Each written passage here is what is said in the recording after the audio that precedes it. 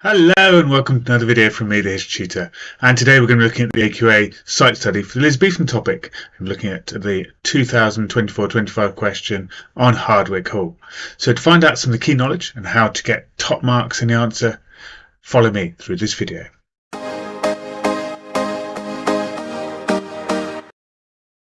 Okay, in this video we're going to be doing a number of things to help you develop your grade 9 skills on the Hardwick Hall question. First we'll have a quick quiz, see how much you know about the key facts and key people. Then we're going to look at a question and work through together writing a full answer. So firstly, let's find out a little bit more about how you can use this video most effectively. So here you can see pages from my revision guide. If you want to really use this video most effectively, do look in the comments and find out more about my revision guides. They are full of questions, they're full of keynotes, and you can complete the activities from these videos in these questions. I have a range of revision guides. As you can see, I have an Elizabethan one updated for this year with the Hardwick Hall site question. So now you've got your revision guide. Let's have a go at this quiz. You'll find it on the pages about Hardwick Hall. Have a look through your notes, see if you can answer these questions. So pause the video now and give this quiz a go. All right, so here are the answers. So some of the key things you need to know. So the architect who designed Hardwick Hall, we're looking for Robert Smithson, a name you should memorise. Smithson, who was using more classical features in the designs alongside Bess of Hardwick to create a more modern, fashionable home for the era.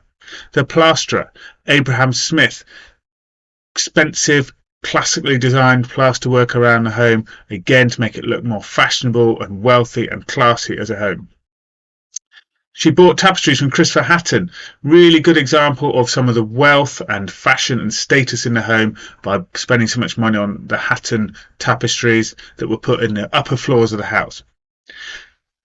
The social space in these homes was called the Long Gallery. So we've got to realise there's a change going on in terms of how houses were. In the medieval time, a house was like a castle with a great hall where the socialising took place and where all the organisation took place. Now we have a hallway as an entrance area or a business place, but then the social space is this long gallery full of paintings with beautiful views, with more chairs and more space for relaxing, more of a social space for enjoying the house. We have the classical features. So question 5, the covered walkway at the bottom with the arcade of columns, the loggia. So linking back to those Roman and Greek classic features that were so fashionable during Renaissance into the Tudors and Stuarts era. So the loggia is a really good example of the classical features, along with, of course, the symmetry for question 6. Some of the features of symmetry, the windows, obviously, if you put a line down the middle of the house, the chimneys are symmetrical, the windows, the columns, the towers, the features of the house show that symmetry, like a Greek temple might have that symmetry. So then we need to think about you might find that example of the lead roof is a really good example of showing wealth. However, it's not really great wealth necessarily, because obviously Bess had her own lead foundries in Winster, Aldwark and Bonsall, which really meant that she could do very expensive work but slightly more cheaply. And how did that house represent the great chain of being? Great chain of being, that idea that at the bottom of the society are the poorer people, then you've got the gentry, the middle class in the middle, then you've got the rich going towards the top, and then the senior nobles are right at the top, along with the monarch at the top of the great chain of being. This idea, of course, that society flowed. People could move up and down society, as shown by Bess of Hardwick actually herself moving up society, but the rich were expected to care for the poor in terms of social welfare. So the house shows us that the lower floor was the servants' area, and the business area, the great hallway you walked into, was for dealing with the local people, local trade people, and it's where the servants would live and work and serve food, of course. The middle floor was Bess's floor, where she had her private rooms, and then the nobility would be at the top floor with the state bedroom for maybe a monarch to visit at the top. So therefore the house, showing the great chain of being. So over to a question now. So here is a potential question. The main change that late Elizabethan manor houses demonstrated was that their owners wished to show off their wealth. How far does the study of Hardwick Hall support this statement? Explain your answer. So what do you need to do to be successful in answering this question? So what sort of skills should we demonstrate? Have a look at some of the keywords in the question. What clues do you have? Have a pause again. Have a think about what would you do to answer this question successfully? What sort of skills would you show? How would you do this? Okay, have you written some ideas in the book? Okay, got some ideas. So here's some of the thoughts you might have picked out. So obviously it's 16 marks. So it's more than a normal 8 marker. In this case, we're looking at probably 3 paragraphs and a conclusion to get your 16 marks. It asks about main change in the question. So we need to focus on the purpose of houses and how they've changed over time. What is the purpose of the house in the Tudor time period? Okay, it's given us the factor of show off the wealth. Okay, at the end of that statement. So we need to argue show off wealth. Was Hardwick Hall a show off statement house? Okay, and then we need to think about 2 other factors if we're going to argue 3 paragraphs. The question says how far do we agree? So we've got to evaluate. So we need to say in a peel paragraph, which we'll talk about what that is in a minute, we need to say ways that yes, we agree that maybe it's for showing off wealth, but maybe evaluate. Maybe there's ways it's not showing off wealth. Obviously, we need lots of facts about Hardwick Hall and possibly other homes to compare to. And we need to conclude at the end how far wealth was the main change. So there's quite a lot to do. So we need to make sure we have a careful think about it. So there's potentially lots of arguments. We only need to argue 3. But I think there's potentially 4 arguments, and it's worth knowing all of them because obviously the exam board could set this similar question but give a different theme to wealth. So what do you think the other arguments are? Have a pause, have a look through your notes. What do you think? Okay, so here's what I thought some of the arguments could be. Fashion, comfort, status, maybe how high they are up the great chain of being. These could be some ideas to develop. You might think actually you can put some of those together to make, maybe fashion and status are the same. Okay, you might think about maybe wealth and status are the same. So you could put some of them together. So now it's an opportunity now to list some ideas. So you've got your revision guide there. List some ideas. What ways and ideas can you think of? Okay, again, pause. Over to you. Right, so had some time to think, got some ideas. So here's some of the ideas I've got. So wealth. Obviously, via 4 marriages, Bess moves up from the lower gentry to be a noble. So she's extremely wealthy now. You could note some of her marriage names, some of the people who she married. Obviously, Shrewsbury, of course. Hardwick Hall has expensive features, the £100,000 Hatton tapestries, the M-shaped lead roof, the large amount of windows. Windows were very expensive. Bricks were cheaper, windows were very expensive then. Abraham Smith was obviously his expensive plasterwork.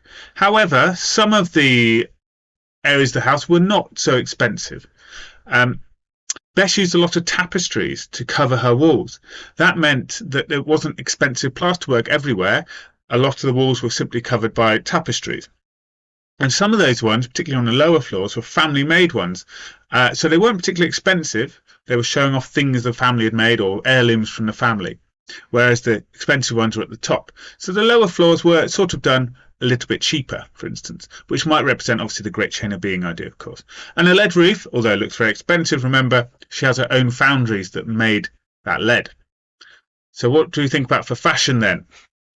So she has lots of fashionable features, of course, the Greek and Roman features, with the loggia, for instance, the symmetry, and that's very similar to other places. So if you studied Kenilworth Castle, for instance, I have a video on Kenilworth Castle you'd look at, and that has Italian-style gardens. The new tower that was built was full of sort of Greek and Roman features, so showing that other Tudor homes were having that symmetry, that Greco-Roman feature. Lots of windows. The flood in the light was very, very fashionable, and obviously that light's going to flood in, show off all the portraits and all the expensive things. She had 97 portraits in there to show off her fashionable links to royalty, for instance. As you may remember, the marriage of her family into the Stuarts made her maybe fashionable. So she has the latest flow and style at Hardwick Hall, with a long gallery going into the high status bedrooms, with the French furniture, the Turkish tapestries, the portraits of the Queen, the Hatton tapestry. So all types of expensive, height of fashion items in her home. Now, if you think about other places you may have studied, other homes you may have studied, like Hampton Court, of course, the windows, the brickwork, all those things are the height of fashion as well, and it's similar there also. So comfort, some very simple things about comfort. So it's no longer a medieval castle, which was built for protection. This is a home to live in. So there were lots of creature comforts to make it a nice place to be. So Smithson, the planner, the architect, planned seating areas around the windows to provide light flooding in for reading and sewing, so you had bay windows with seating areas. The chimneys were planned to allow internal fireplaces to flood warmth into the house. No longer was it like a medieval castle where there was a one chimney coming up the outside wall, and that meant that one wall had a chimney. There were internal chimneys going up through the house, letting warmth go up through the house and around the home to make it a more nice place to live. Smithson turned the Great Hall 90 degrees, so it ran front to back of the house to allow two fireplaces and less smoky rooms, so that things were a nicer place to be. The gardens included rose gardens, walled areas, and seating for enjoyment rather than being surrounded by defensive walls. So it's a nice place to be. And then finally, you could think about some ideas about status. So it was built to impress the Queen if she visited on her progress. So the idea of the Queen in the summer, to get away from the stinky London conditions where disease supposedly spread, the queens or kings would go into the countryside and they would go on their progress, which meant they would visit important homes and the people could see them. And Bess of Hardwick hoped that the Queen would visit. Part of, trying to win back the Queen after Bess had lost favour when her the marriage of her children, failed to produce a male heir when they married into the Stuart family. So she hoped to impress the Queen. So she had a high chamber at the top, full of the finest furniture, bedding, decorations, pictures, tapestries, that she hoped to be somewhere for the Queen to stay. The whole structure of the house, the second bullet point, represents a great chain of being, with servants at the bottom, with the business for the local people in the Great Hall. Then, as we talked about earlier, Bess's chambers in the middle, and then at the top, the chambers, the long gallery for entertaining the nobles and the super rich, and all the best, finest things were at the top of the house. To knowledge now. So how do we answer this question? So we want to discuss a range of relevant points. Okay. So we need to have good points opening our paragraphs, but that's only going to get you, if you list some good points, 1 to 3 marks. We then need to support our evidence, support our points with really good evidence, good facts and keywords, and that will get us between 4 to 7 marks. So it's explanation that's key. We need to do a P paragraph where we explain at the end of our paragraph why this demonstrates wealth or why it demonstrates something else. One explanation will get you 8 to 9 marks. 3 explanations will get you 9 to 12 marks. And then to get into the top band of marks, how well are you comparing to other places? How well are you evaluating in detail? How well are you answering the question and really showing your judgment to get to 13 to 16 marks? So we're going to demonstrate that now. Okay, so work with me through a question. Okay, so a simple idea of a P or paragraph here. So we make an opening point. Firstly, to some or to a great extent, the main change that Hardwick Hall demonstrates was the wealthy owners because. So we give an opening argument. We say how much we agree with the statement. We say some or great or mostly. And then we give a reason why. The reason why, really important to connect you to your example. Many students who don't give a reason why end up being a bit descriptive. They don't create an argument. They won't get beyond 7 marks. So create an argument. Why do you think wealth of owners is shown here? Or why do you think fashion is shown here? Why do you think status is shown? Give an argument. Then once you give an argument, it should be quite simple to give an example, because you'll say a reason and it will help you give an example. You'll just connect straight into it. The example should include some facts. Then explain. This means Hardwick Hall was built to show great wealth and prosperity because, and explain. Use your knowledge of Hardwick Hall, use your knowledge of other places to show, Hardwick Hall is just like other places. And then if you really think it was great importance, do a furthermore. Explain another way you think wealth was important, a wider idea, a second idea. And that evaluation. So you're saying two strengths. So you've evaluated to show it's a strong reason. If you thought it was only somewhat important or partly important, do a however. However, it's not built for wealth because, the lead roof was done on the cheap. The downstairs was done on the cheap. Give yourself an idea. Okay, so let's work through an example together. So here is an opening statement I've given for you. So I've started off for you, and you need to have a think about an example. So, firstly, to some extent, the main change that Hardwick Hall demonstrated was the wealth of the owners because Bess of Hardwick had gained huge wealth due to her many marriages. So, I've said to some extent, so I don't think it's the most important, but now I've argued that she had lots of wealth because of her marriages. Okay, well, I'm going into her background details here. You could choose, if you want to do a slightly different argument to me, you could choose to talk about features. So, it demonstrates great wealth because obviously she had knocked down and rebuilt the whole house with the latest building techniques. Okay, so you could go along those features if you like. Okay, but I've chosen marriage, so I need to think about an example about marriage and wealth, don't I? So if you're following with me, what do you think would be a good example? Pause. Have a think. What's going to make some good examples here? Okay, got some ideas? So here we go then. So for example, she had married 4 times and moved up the great chain of society from gentry to noble by eventually marrying George Talbot, the Earl of Shrewsbury. So this means Hardwick Hall was built to show great wealth and prosperity because now we can start talking about features in Hardwick Hall that show great wealth and prosperity. Look back at the plan. What do you think would be good ideas to use here? Okay, so pause and jot down your ideas. So got some ideas? So here's what we could say. So it showed great wealth and prosperity because after the death of Earl of Shrewsbury, Bess built Hardwick to show off that she was the second wealthiest woman in England below the Queen. She ensured that the upper chambers showed off her wealth to visitors with £1,000 spent on tapestries from the Hatton family. Abraham Smith was employed to add beautiful plasterwork throughout, and 93 portraits were added through the house and long gallery. This showed her wealth as she aimed to impress visitors in the upper rooms by demonstrating her spectacular wealth. Okay,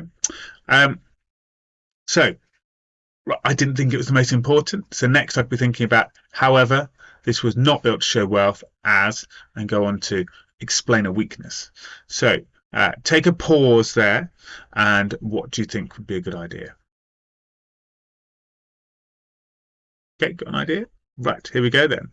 So, however, this was not built to show off wealth as in some ways Bess of Hardwick saved money and did not show off wealth.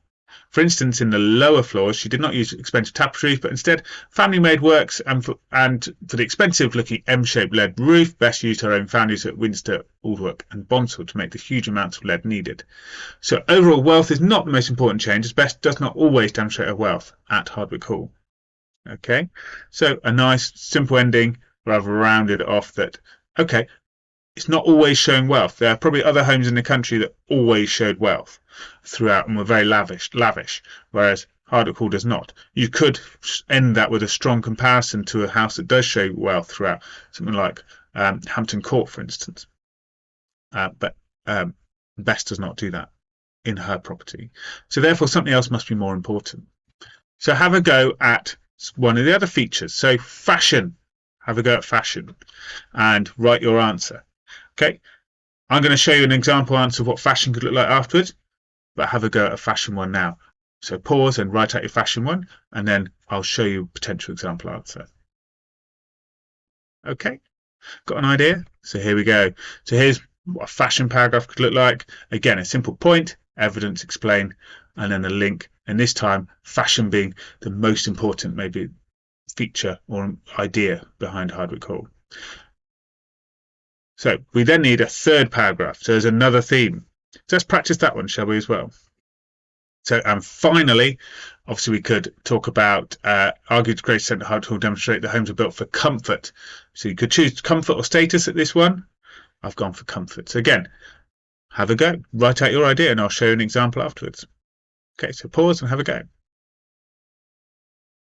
Right, here we are then. Here's one based on comfort. Now, I've said obviously in the previous paragraph that fashion was really important. So obviously in this one, I've therefore said that comfort is only partly important, somewhat important. I've given a negative towards the end.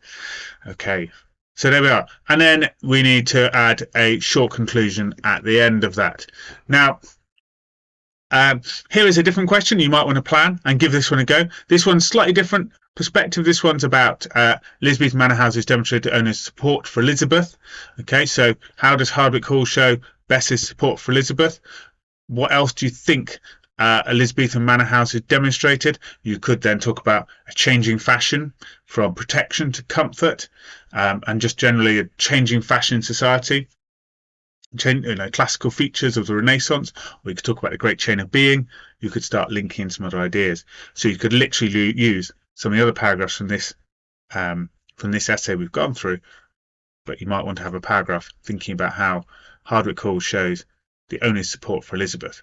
Think about the nature of the portraits, the long gallery, the state bedroom, Bess's attempts to please Elizabeth after the disasters in court.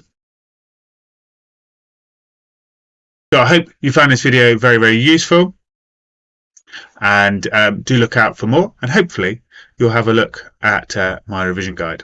Okay, bye bye for now.